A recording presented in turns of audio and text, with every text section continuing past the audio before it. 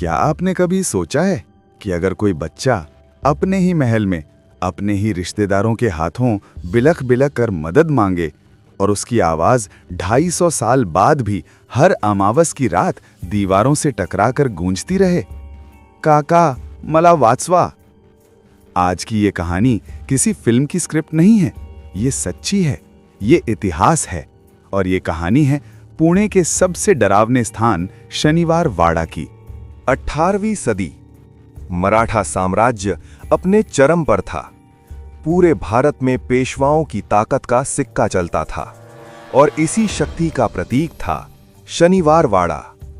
लकड़ी के भव्य दरवाजे, ऊंची दीवारें, अंदर फव्वारे, बाग, रंग महल, सोने चांदी से सजे दरबार। लेकिन कहते हैं ना, जहां सत्ता होती है वहां साजिश भी पलती है, और यही साजिश एक मासूम आत्मा को हमेशा के लिए कैद कर गई। नारायण राव सिर्फ 17 साल की उम्र में मराठा साम्राज्य के पेशवा बने। कम उम्र, सीधा दिल और राजनीति की गहरी चालों से अनजान। उनके काका थे रघुनाथ राव, जो खुद सत्ता चाहते थे, लेकिन सिंहासन नारायण राव को मिला और यहीं से शुरू हुआ खून से लिखा गया इतिहास। अमावस की रात थी। महल में अजीब सी खामोशी थी। अचानक महल के अंदर हथियारों की आवाज, सैनिकों की तेज कदमों की गूंज। नारायण राव घबरा गए। उन्होंने अपने कक्ष का दरवाजा बंद किया, लेकिन बाहर उनके अपने ही गार्ड थे। और तभी महल में गूंजा हो वाक्य जो आज भी रूह कंपा देता है, काका मला वाचवा, काका मुझे बचा लो। रघुनाथ राव ने आदेश दिया था, धरा मतलब पकड़ो, लेकिन साजिशकर्ताओं ने उसे बदल दिया, मारा मतलब मार डालो।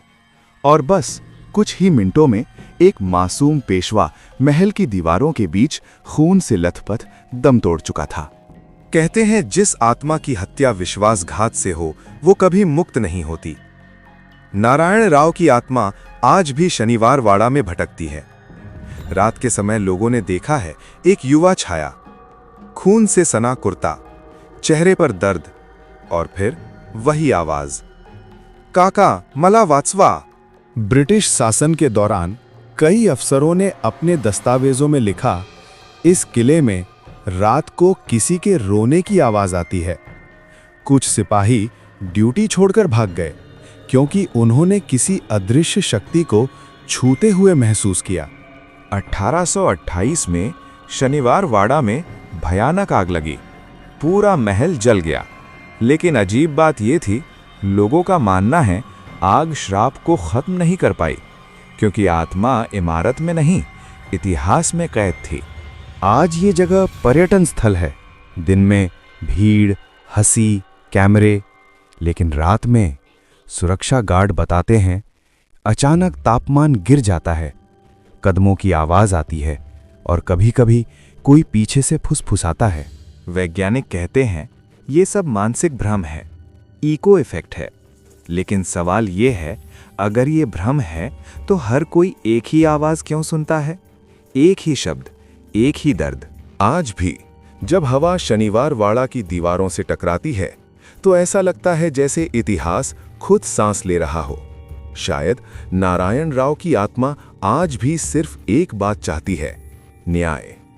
और जब तक इतिहास उसका दर्द याद रखेगा, तब तक शनिवार वाड़ा सिर्फ एक किला नहीं बल्कि एक चेतावनी है कि सत्ता जब इंसानियत से ऊपर चली जाए तो आत्माएं मरकर भी चुप नहीं रहती। अगर आपको ये कहानी सिर्फ डरावनी नहीं बल्कि सोचने पर मजबूर कर देने वाली लगी हो तो वीडियो को लाइक करें और ऐसे ही सच्चे रहस्य सुनते रहने के लिए चैनल को सब्सक्राइब करें, क्योंकि कुछ कहानियां खत्म नहीं होती, वो बस अगली रात तक चुप रहती हैं।